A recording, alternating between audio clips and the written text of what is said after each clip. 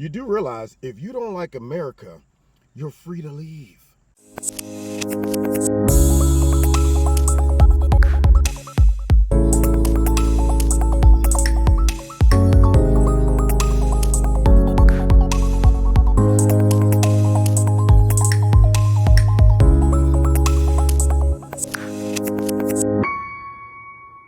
What's going on, America? This is Kevin from Kevin's Corner, where I try to make sense out of nonsense. And you know, there are some things you do in life for necessity. Other things you do in life for, pleasure. Some things are a preferred activity and some things are a non-preferred activity. And there's no problem with that, you know what I mean? Because if you're a real live human with responsibilities, there's some things you have to do and some things you choose to do. It's that simple. Now, a lot of people have been whining about America way before Trump got in, but not as much because, see, when Trump got in, there's been a lot of hysteria being pushed by the funky, crooked, stinking, dirty, nasty liberal media and the Democrats. So with that comes all of this newfound outrage and hatred towards the country, towards our history, all that stuff. They're mad. And they're always complaining about slavery, racism, Jim Crow. Saw a guy on Facebook. He said something about, white people will never understand slavery because they ain't been through it. And I'm thinking, neither have you. None of these black folks out there that's talking about the impact of slavery and the oppression of the civil rights movement and all that stuff that white folks can't understand. Okay, there's going to be some stuff on a minute level just based off of culture that you won't understand. Because, see, my people have never been through the Holocaust. I cannot tell you how Jewish people feel about that, maybe the impact that it had on their lineage, their families, some folks that, that lived through it. But I also can empathize, and I also can see where we're at right now in comparison to where the people who went through the Holocaust was at. Same thing with slavery and all of the civil rights movement. You can't really dive into it and say, well, I know exactly how Rosa Parks felt and all of them unless you live through it. Very few of these folks I see on the internets complaining is old enough to have experienced the civil rights movement. So, which brings me to the title of this fireside chat for all of them. I'm going to help them. I'm here to help them, see. Now, you could go to a party and say, man, this party sucks. I'm leaving. You could choose to stay or leave. You can work a job where you say, you know what, I hate my job. I'm leaving, and go get another job. People will even do that in relationships, marriage, or whatever. We're miserable here every night. I'm smelling your nasty, stinking feet. And he's like, well, every day I'm hearing your whiny, complaining voice. Hey, why are we doing this to each other? How about we just go ahead and go our separate ways and leave? Nobody's holding them in that relationship. Well, if all these angry black, young, middle-aged, and even old, Democrat voters, or all these young, liberal, white kids or other races that's whining about, systemic racism and the history of America, all of that stuff. If all these folks in America are that miserable, I think they forgot that we're living in a time where you're free to leave. Let's dissolve the relationship. Let's break up the union between you guys as a citizen and all of your whining and complaining from America. Just break up, leave. Go ahead, leave. See, because the way I see it is there's no way you can justify some of the accusations that people are throwing and then also say, I'm willing to stick around and deal with it. This is how you expose hypocrisy. So when folks are running around like LeBron, Bigfoot, big for nothing James, saying that every day black men are hunted by the police and black folks are scared, they're scared, all of that. When I hear Snoop Dogg complaining and saying he's comparing America to Nazi Germany, I'm saying, why would any person during the Nazi era, if they got free, stick around?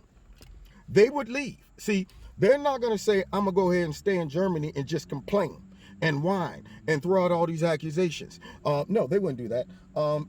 If the slaves got free, do you think they would stick around and complain? They would get on a boat and bounce back to Africa if they could. But none of these complainers, haters, all of these folks that have chosen to stick around and do nothing but make everybody else's life miserable when they are free to find the utopian society that they're looking for. And see, this is what it comes down to. If it was that bad, real people would leave. Trust me, you wouldn't have to ask me how I feel about America and racism and slavery and all that stuff if it was still going on. If that was going on, I would say, LeBron James, let's split up all your billions and millions that you've made from all of these systemically white racist slave owners, and let's bounce. Let's go to a nice, cool, all-black country or something where you just think the utopian society that you want to go to would never bring any types of oppression or anything like that. So why don't we just leave? Why isn't Snoop Dogg with all of his money just leave?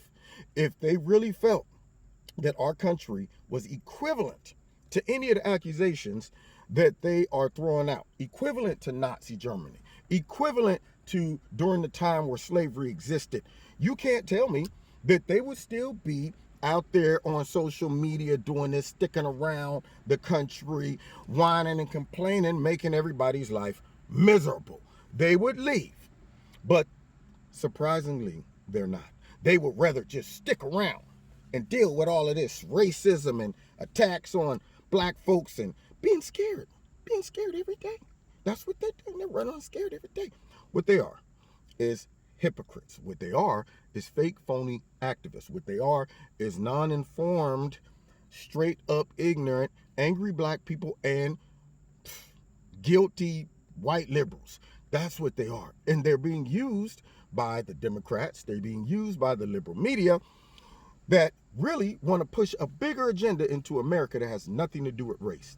They are using racism, using the historical past of slavery and all of that stuff to help them redirect everyone's attention away from globalism, away from socialism. They don't want you to see the real goal and objective. They just want to use race as a entry to push something bigger. And if folks become divided over stuff that in their mind they're thinking is horrible, this is really bad, but it ain't really that bad, then what'll happen is folks will focus on that. And then at the end of the day, when they break up America, when they used all of this racial narrative to get back in power, then you're going to see it's not about race. It's about class. They don't want middle class folks whining, blocking them from becoming a globalist country or becoming a socialistic country. They want to eliminate all of that middle class and just create the elites and the lower class folks. And folks will wake up one day and see they helped assist a diabolical scheme and plan that not only hurt black people, but hurt all Americans that are not the elitists, the ones that are up there making those socialistic policies, Green Deal, all of that stupidity, health care for all, including illegal immigrants. Those will be the folks that will be making all those policies, while all these folks down here thinking this is about racism is going to wake up and say, wow, I'm broke just like the white guy that at one point was in the middle class. How did this happen? Well, because y'all helped destroy the capitalistic country that we live in, the middle class, the upper middle, middle and lower middle, and the lower class. That's what these folks are doing. So here's the simple solution. If America is as bad, and see, this is why you know they're delusional. In their mind, they think this stuff is happening. In their mind, they think we're being hunted every day. They are buying into reality that they're not seeing in their own life. And that is how you know they're being manipulated. Because in reality, if you are sitting back telling me, you know what, man, there's all these rumors out there that fire is hot. And I'm telling you right now, man, folks lying, they're making it up, man. They trying to discriminate against fire, man. It ain't even that bad. Well, if you think that it ain't that bad, or if you think fire is that bad. The one thing you would do is, if you're in a real live situation facing fire, you stick your hand in it. You won't say, see, I told y'all it wasn't that bad. You would pull your hand out the fire. If you felt that you were really getting burned, you wouldn't stick around and talking about, man, I'm about to prove to y'all that fire is either really bad or it ain't that bad. Fire itself in its reality will reveal to you if putting your hand in it is really bad or not. So you would base that off of real-time data, a real live current and present threat. You would not be sitting back from afar judging all of this oppression and stuff on the internet, blogging about it. Yeah, you would be saying, first chance I get, all these millions and billions I've collected, I'm out of here. But they chose to stick around, which proves that they're hypocrites. So once again, to all of the Americans out there that think America is like the days of slavery, the Nazi Germany, all that stuff, the awesome thing about right now, and it might not be like this forever, trust me, because my gut tells me that when these democratic socialists get in power, they're going to want to bring more folks in to help preserve and protect that power.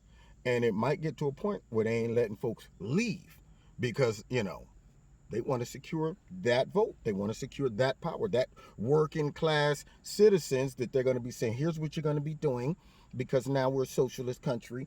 You're going to be over here working this, and you're going to be doing this, and then all of that stuff. Yeah. So there may come a time where you can't. But right now, you angry black folks, white liberals, are free to leave.